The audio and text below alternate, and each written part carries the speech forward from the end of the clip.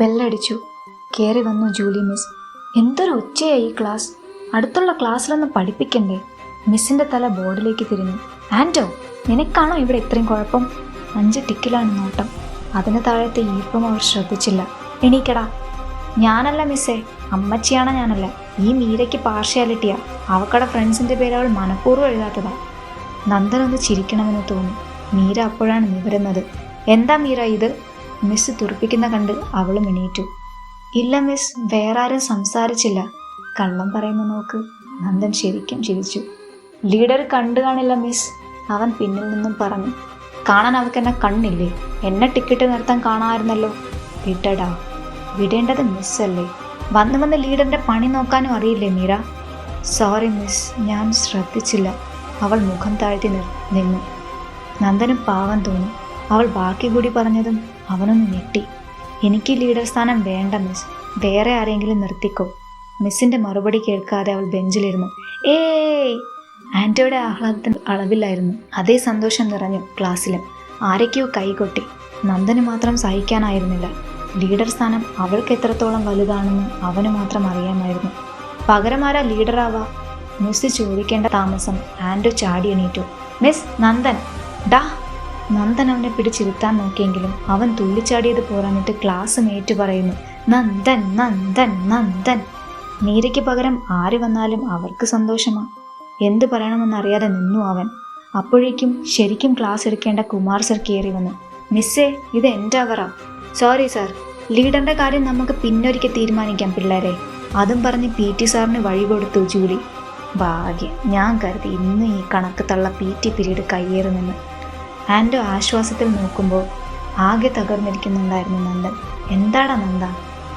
ഒന്നുമില്ലെന്ന് അവൻ തലയാട്ടി. കുമാർ സാറിന്റെ പിറകെ ക്ലാസ് മുഴുവൻ ഗ്രൗണ്ടിലേക്ക് പോയി. അവൾ മാത്രം തലവേദനയൊന്നും പറഞ്ഞ് ക്ലാസ്സിൽ കിടന്നു. നന്ദനെ വലിച്ച് ആൻറ്റോ കൊണ്ടുപോയിരുന്നു. PT കഴിഞ്ഞ് തിരികെ വന്നിട്ടും അടുത്ത എല്ലാ പീരീഡിലും ആ കിടപ്പ് തന്നെ. വൈകിട്ടത്തെ നീട്ടിയുള്ള ബെല്ലടി കേട്ട് പിള്ളേരിറങ്ങി ഓടിയ ശേഷമാണ് അവൾ നിവർന്നു കാണുന്നത്. ഉള്ളിൽ അവൾ എരിയുന്നതും തന്നെ ഇരിക്കുന്നതും അവൻ മാത്രം അറിഞ്ഞു. താനാണോ അവളെ ശിക്ഷിക്കുന്നത്, അതോ അവൾ തന്നെ ശിക്ഷിക്കുവാണോ? മീര ബാഗ് കയ്യിൽ പിടിച്ച് എണീറ്റതും നിവർത്തികെട്ടവൻ ബാഗും എടുത്ത് അടുത്തേക്ക് ചെന്നു. മീര! കാലിൽ നിന്നും ഒരു കൊള്ളിമീൻ മേലാകെ പാഞ്ഞ് പൊള്ളിക്കുന്നത് അവൾ അറിഞ്ഞു. പക്ഷെ തിരിഞ്ഞു നോക്കിയില്ല. നോക്കാനുള്ള ശക്തിയില്ല. മീര! അവൾ നിന്നിടത്ത് തന്നെ നിന്നു. ഒരിക്കലെങ്കിലും നോക്കുമെന്നവൻ പ്രതീക്ഷിച്ചു. ഒന്നും ഉണ്ടായില്ല. ബാഗും കയ്യിൽ പിടിച്ചവൾ നടന്നുപോയി. അവൾക്കൊന്ന് നോക്കിയാൽ എന്താടാ? ഉമിനീരിറക്കാൻ കഴിയാതെ വേദനിക്കുന്നുണ്ടായിരുന്നു അവന്. അതിലേറെ അമർഷം വന്ന് നിറയുന്നു. തന്നെ ഇങ്ങനെ ശിക്ഷിക്കാൻ താൻ എന്ത് തെറ്റാ ചെയ്തേ? കാറുമായി ഗ്രൗണ്ടിൽ നവീനും ആരതിയും കാത്തു നിൽപ്പുണ്ടായിരുന്നു. വിങ്ങിപ്പൊട്ടിയ മീരയുടെ മുഖം കണ്ടതും നവീൻ കാറിന്ന് പുറത്തിറങ്ങി. വിവാഹശേഷം ആരതിയുടെ വീട്ടിലായിരുന്നു മീര. വെക്കേഷന്റെ പേരിൽ കൊണ്ടുപോവാന്നാ അവൻ വീട്ടിൽ പറഞ്ഞേ. അതിനേക്കാൾ ഉപരി അവൾക്കൊരു മാറ്റം അത്യാവശ്യമാണെന്ന് അവന് തോന്നിയിരുന്നു. ആരതി കൂടെ നടന്ന ധൈര്യം കൊടുക്കാൻ നോക്കിയതാ. ആരതിയും നവീനും രാവിലെ കൊണ്ടാക്കുമ്പോൾ ഇനി പ്രശ്നമൊന്നുമില്ല, താൻ തിരിച്ച് വീട്ടിൽ പോകാമെന്ന സന്തോഷത്തിൽ പറഞ്ഞ് വന്നവളാണ്. ഇപ്പോൾ എന്ത് പറ്റി മീരു? സെക്കൻഡ് ഫ്ലോറിൽ നിന്ന് നന്ദൻ നോക്കുന്നതും അവർ കണ്ടു. മീരയെപ്പോലെ തന്നെ വിഷാദം കൊണ്ട് ഇരുണ്ട മുഖം. അവളൊന്നും മിണ്ടാതെ കാറിൽ കയറിയതും അവനും കയറി. നന്ദൻ അപ്പോഴും നിന്ന് നോക്കുന്നുണ്ട്. ഞാൻ ഇന്നും കൂടി നിങ്ങളുടെ വീട്ടിൽ നിന്നോട്ടെ നവി? അവൾ ചോദിക്കാതെ തന്നെ അവൻ ഉറപ്പിച്ചിരുന്നു അവളെ എന്തായാലും വീട്ടിൽ വിടില്ലെന്ന്. വണ്ടിയിൽ സാധനം കൊടുത്തിട്ട് നമുക്ക് പോവാം. ബിരിയാണി 2 പാത്രത്തിലാക്കി കൊണ്ടുവന്നിരുന്നു അവൻ. ചിക്കനും ബീഫും വേറെ. അതൊക്കെ വീട്ടിൽ കൊടുത്ത് തിരികെ അവളെയും കൊണ്ടവൻ ആലുമൂട്ടിലേക്ക് വണ്ടി വിട്ടു. നവീനെ പോലെയോ നവീനേക്കാളും ഒക്കെയോ അവളെ മനസ്സിലാക്കുന്നുണ്ടായിരുന്നു ആരതി. അവർ മാത്രമായിരുന്നു അവൾക്കൊരു ആശ്വാസം. മീരു വല്ലതും കഴിച്ചോ നവീൻ? ഇല്ല ആരതി, ഞാൻ കുറെ പറഞ്ഞു നോക്കി, കേൾക്കുന്നില്ല. കുറച്ച് ബിരിയാണി പ്ലേറ്റിലാക്കി ആരതി അവളുടെ മുറിയിലേക്ക് നടന്നു. യൂണിഫോം പോലും മാറാതെ കട്ടിലിൽ ആഴ്ന്ന ചിന്തയിലാണ്. ആരതി വരുന്ന കണ്ടതും അവൾ എണീറ്റിരുന്നു. നിക്ക് വിശപ്പില്ല. ഉച്ചയ്ക്ക് നീ വല്ലതും കഴിച്ചോ? അവളൊന്നും മിണ്ടിയില്ല. വാ തുറക്ക്.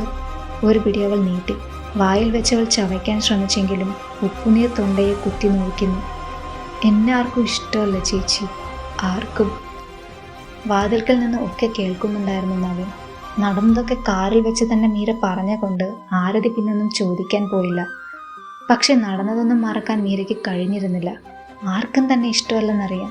എന്നാലും ലീഡർ സ്ഥാനം വേണ്ടെന്ന് പറയുമ്പോൾ ഇത്രയും സന്തോഷിക്കാൻ മാത്രം താൻ അത്രയും വെറുക്കപ്പെട്ടവളാണോ? നന്ദനും ഇഷ്ടമല്ലേ? മീര, നന്ദൻ്റെ ശബ്ദം എവിടെയോ കേൾക്കുന്ന പോലെ. എത്രയോ നാളുകൾക്ക് ശേഷമാണ് അവൻ തൻ്റെ പേര് വിളിച്ചത്, അതും 2 വട്ടം. അവനെന്തിനാ വിളിച്ചേ? താനെന്താ ഒന്നും കേൾക്കാത്ത? കണ്ണിൽ നിന്നും ഒരു തുള്ളി അടർന്നു വീണു. എന്നെ സ്കൂൾ മാറ്റാൻ പറ്റുമോ നവി?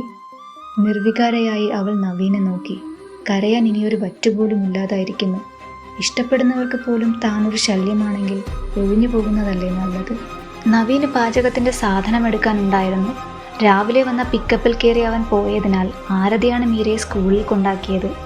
കൈ രണ്ടും കൂട്ടിപ്പിടിച്ച് മീര ക്ലാസ്സിലേക്ക് നടന്നു. തന്നെ ആർക്കും വേണ്ടെങ്കിൽ തനിക്കും വേണ്ട. ഒരു ലീഡർ സ്ഥാനവും വേണ്ട, ആരുടെയും ഫ്രണ്ട്ഷിപ്പും വേണ്ട. ഡെസ്കിൽ ബാഗ് വെച്ച് അവൾ ഫസ്റ്റ് ബെഞ്ചിൽ ഇരുന്നു. നന്ദനും ആൻറ്റോയും ലാസ്റ്റ് ബെഞ്ചിലിരിക്കുന്നത് ഒരു നിഴൽ പോലെ കാണാം. ബെല്ലടി കേട്ടു. ജൂലി മിസ് വരും വരെ ഒച്ചയായിരിക്കും. അതിനെപ്പറ്റി ഇപ്പോൾ താൻ ആകുലപ്പെടേണ്ട കാര്യമില്ല.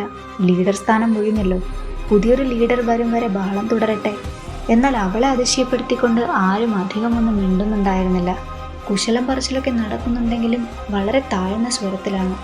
ഇത്രയും നാൾ ഇവറ്റകൾ തന്നെ പറ്റിക്കുകയായിരുന്നു. ഗുഡ് മോർണിംഗ് മിസ്, ഒരേ സ്വരത്തിൽ കേട്ടു. ജൂലി മിസ് പോലും അമ്പരന്ന് പോകുന്ന നിശബ്ദത. അപ്പം മര്യാദയ്ക്കിരിക്കാനൊക്കെ അറിയാം. ലീഡറെ തിരഞ്ഞെടുക്കുന്ന സംഭവത്തിന് ആരെങ്കിലും തുടക്കമിടുമെന്ന് കരുതി. ആരെങ്കിലുമല്ല, ആൻറ്റോ തന്നെ തുടക്കമിടേണ്ടതാണ്. പക്ഷെ പിന്നിൽ നിന്ന് മനക്കമൊന്നും കേൾക്കാനില്ല. മിസ്, പുതിയ ലീഡർ. മീര തന്നെ തുടക്കമിട്ടു. അതിൻ്റെ കാര്യം ഞാൻ മറന്നു. ആരാ അപ്പോൾ പുതിയ ലീഡർ ആവുന്നേ? നീണ്ട സൈലൻസ്. ആരുമില്ലേ? അന്ന് ആരുടെ പേര് വന്നല്ലോ. ആൻറ്റോ ആവുന്നോടാ? അയ്യേ, ഞാനില്ല. പിന്നെ ആരാ പിള്ളേരെ? ആരുമില്ല മിസ്, ഞങ്ങൾക്ക് ഞങ്ങളുടെ പഴയ ലീഡർ മതി. നന്ദനായിരുന്നു പറഞ്ഞത്. ഞെട്ടി അവളൊന്ന് തിരിഞ്ഞു നോക്കി. അവൻ നോക്കുന്ന കണ്ടതും തിരിഞ്ഞു. വേറെ ആർക്കും എതിർപ്പുമില്ല. എന്താ ഇവിടെ നടക്കുന്നേ? എന്നാ പിന്നെ മീര തന്നെ ലീഡർ. മീരയ്ക്ക് ഓക്കെ അല്ലേ? യാന്ത്രികമായി അവൾ തലയാട്ടി. എന്താ ഇവിടെ നടക്കുന്നത്? എന്താ നടക്കുന്നതെന്നറിയാൻ ബ്രേക്ക് ആകേണ്ടി വന്നു. വലിയൊരു കവർ നിറയെ മഞ്ചും കൊണ്ട് നടക്കുന്നുണ്ടായിരുന്നു ആൻറ്റോ. നാണമില്ലാത്ത ഉളകൾ. ഒരു ചള്ളു മഞ്ചിന് വേണ്ടി ഒരു വർഷത്തെ സ്വാതന്ത്ര്യം കളഞ്ഞു കുടിച്ചേക്കുന്നു. ഓരോന്നായി എടുത്ത് ആൻറ്റോ ഫസ്റ്റ് ബെഞ്ചിൽ നിന്ന് തുടങ്ങി ലാസ്റ്റ് ബെഞ്ച് വരെ ഓടി നടന്ന് കൊടുക്കുന്നുണ്ടായിരുന്നു, മീരയ്ക്കൊഴികെ. നന്ദൻ എണീറ്റ് ആൻറ്റോയുടെ കവർന്നൊരു മഞ്ചെടുത്ത് ഫസ്റ്റ് ബെഞ്ചിലേക്ക് നടന്നു. ലീഡറെ, അങ്ങനെ വിളിച്ചാലെങ്കിലും കേൾക്കണ്ടേ? ഒന്ന് നോക്കില്ലേ? അവളത് കേട്ടിരുന്നു. നോക്കാൻ കൂട്ടാക്കിയില്ലെന്ന് മാത്രം. ഡെസ്കിൽ ഇരുകയും കുത്തി നിന്ന് അവൻ അവളുടെ മുഖം സൂക്ഷ്മമായി വീക്ഷിച്ചു. ദിശയറിയാതെ പതറുന്ന കണ്ണുകൾ തൻ്റെ ദിശയിലേക്ക് മാത്രം തിരിയുന്നില്ല. ഒന്ന് മുഖമുയർത്തി നോക്ക് മീര എന്ന് പറയണമെന്നുണ്ട്. ആമിയാണേൽ തന്നെ നോക്കുന്നു. ഇനിയും താൻ നാണം കെടണോ? ഒരു ദീർഘശ്വാസം എടുത്ത് നന്ദൻ മഞ്ച് ഡെസ്കിന് പുറത്ത് വെച്ചു. തിരികെ അവൻ്റെ ബെഞ്ചിൽ പോയി ഡെസ്കിൽ തല ചായച്ചു. താൻ വെച്ച മഞ്ച് ഇപ്പോഴും ആ ഡെസ്കിന് പുറത്ത് തന്നെ ഉണ്ട്, ആർക്കും വേണ്ടാതെ. വെള്ളം കോരിയതൊക്കെ വെറുതെ ആയില്ലേ? ഇതിനൊക്കെ വിടാൻ നോക്കടാ. ആൻറ്റോ പറയുന്നതൊക്കെയും എരിതീയിൽ എണ്ണയായിക്കൊണ്ടിരുന്നു. വിട്ടടാ. മുഖം താഴ്ത്തി കിടക്കുമ്പോഴും അവൻ്റെ കൈ മുറുകി നിന്നിരുന്നു. ഒരു നോട്ടത്തിന് പോലും താൻ അർഹനല്ലേ? ചോര തിളച്ചു പോകുന്നു. എന്തിനു വേണ്ടി? ആർക്ക് വേണ്ടി? സ്റ്റേജിൽ ആരുടെയോ കാൽപെരുമാറ്റം കേട്ടവൻ മുഖമുയർത്തി. മീര. തനിക്ക് ചുറ്റും ഒന്നും തന്നെ നടക്കാത്ത ഭാവം. നന്ദൻ തന്നെ നോക്കുന്നത് അവളും കണ്ടിരുന്നു. കണ്ണ് ബോർഡിലേക്ക് തിരിച്ച് അവൾ എഴുതി. എഴുന്നേറ്റവർ, നീണ്ട വര താഴേക്ക്, സംസാരിച്ചവർ. വീണ്ടും ഇങ്ങനെ നിൽക്കാൻ കഴിയുമെന്ന് കരുതിയതല്ല. ആരതി ചേച്ചിയോടാണ് ഇതിനൊക്കെ നന്ദി പറയേണ്ടത്. സ്കൂൾ മാറണമെന്ന ആവശ്യം പറയുമ്പോൾ ചേച്ചിയാണ് ചോദിച്ചത്. എപ്പോഴും ഇങ്ങനെ ഓടി വിളിക്കാൻ പറ്റുമോ മീരു? ഒരു വിധത്തിൽ അത് തന്നല്ലേ താൻ നന്ദനോടും ചെയ്തത്. മാർക്ക് കുറയുമെന്ന് പേടിച്ച് അവനിൽ നിന്നും ഓടി വിളിച്ചു. ഇപ്പോഴും അത് തന്നല്ലേ ചെയ്യുന്നേ? വീണ്ടും വീണ്ടും വീണ്ടും വീണ്ടും അവനിൽ നിന്നും ഓടി വിളിക്കുന്നു. പറ്റുമെങ്കിലൊക്കെ മറക്കുമോളെ, നീ പഴയ മീരയാകും. കാറിൽ നിന്ന് ഇറങ്ങുമ്പോൾ ചേച്ചിയുടെ വാക്കുകൾ. പഴയ പോലെ ആകെ മീര, പഴയ പോലെ ആകെ. പണ്ടും തന്നോടാരും മിണ്ടിയിട്ടില്ല, ഇനിയും വേണ്ട. പഴയ പോലെ അതൊക്കെ താൻ അക്സെപ്റ്റ് ചെയ്താൽ മതി. സിരകളിലൂടെ പോയി മറന്ന ആത്മവിശ്വാസം ഊറി വരും പോലെ. എവിടുന്നോ ഒരു രാഗം ഒഴുകി വരുന്നത് ക്ലാസ് മുഴുവൻ കേട്ടിരുന്നു. മീരയുടെ നോട്ടം ലാസ്റ്റ് ബെഞ്ചിലേക്ക് തിരിഞ്ഞു. ആൻറ്റോ. ക്രോധം കൊണ്ട് ജ്വലിക്കുന്നുണ്ടായിരുന്നു നന്ദൻ. ചാടി എണീറ്റവൻ ആൻറ്റോയുടെ കയ്യിൽ നിന്ന് ഫോൺ പിടിച്ചു വാങ്ങി പാട്ട് നിർത്തി. ഓവറാക്കിയ നിന്നെ ഇവിടെ നിന്ന് വടിച്ചെടുക്കേണ്ടി വരും. പറഞ്ഞില്ലെന്ന് വേണ്ട, ഞാനാണോ ഓവർ? ക്ലാസ് മുഴുവൻ തന്നെ നോക്കുന്നത് അപ്പോഴാണ് അവൻ ശ്രദ്ധിച്ചത്. ആര് നോക്കിയാലെന്ത്? നോക്കേണ്ടവർ നോക്കില്ലല്ലോ. സങ്കടത്തെക്കാൾ ദേഷ്യം അവനെ ആറാടുന്നത് അവൻ പോലും തിരിച്ചറിഞ്ഞില്ല. ഫോൺ ഇങ്ങോട്ട് താ നന്ദ. പഴയ മീര ഇപ്പം എന്ത് ചെയ്യണം? ചോക്ക് വിരലുകൾക്കിടയിൽ ഉറപ്പിച്ച് സംസാരിച്ചവർക്ക് താഴെയായി ആ പേര് വന്നു, ആൻഡ്രൂ. അതിനു താഴെ എഴുത്ത് മീര, എഴുത്ത്. നന്ദനും ലീഡർ മീരയും ഒരേപോലെ ആഗ്രഹിച്ചു. ഉള്ളിലെ ലീഡറിനെ തല്ലിക്കെടുത്തി അവൾ തിരിഞ്ഞ് ആൻഡ്രോയെ നോക്കി. എൻ്റെ പേര് മാത്രം വരാൻ ഞാനിവിടെ പ്രേതങ്ങളോടാണല്ലോ സംസാരിക്കുന്നത്. അവനും കലിപൂണ്ട് നിന്നു. ഫോൺ ഇങ്ങോട്ട് താടാ. അവനത് പറഞ്ഞെങ്കിലും നന്ദന്റെ മുഖഭാവം കണ്ടതും അവനത് പിടിച്ചു വാങ്ങാൻ തോന്നിയില്ല. ബോർഡിൽ തന്നെ തുറച്ചു നോക്കുന്നുണ്ടായിരുന്നു നന്ദൻ. തൻ്റെ പേരില്ല. താൻ അവൾക്ക് ഇപ്പോഴും അദൃശ്യനാണ്. നിയന്ത്രിക്കാനാകാതെ അവൻ്റെ വിരലുകൾ ആ ഫോണിൽ ഓടി നടന്നു. കണ്ണുകൾ അവളിൽ തന്നെ. അവൾ നോക്കില്ലെങ്കിലും തന്നെ കാണുന്നുണ്ടെന്ന് അവനറിയാമായിരുന്നു. പക്ഷെ കണ്ടാൽ മാത്രം പോരാ, അവൾ കേൾക്ക കൂടി ചെയ്യട്ടെ, നമുക്ക് കേൾപ്പിക്കാം. പ്ലേ ബട്ടണിൽ അവൻ പ്രസ് ചെയ്തു. ശോകം നിറഞ്ഞ ഓടക്കുഴൽ നാദം ക്ലാസ്സിൽ പരന്നൊഴുകി. അവൻ്റെ ചുണ്ടുകളും ഒക്കെ ചലിച്ചു.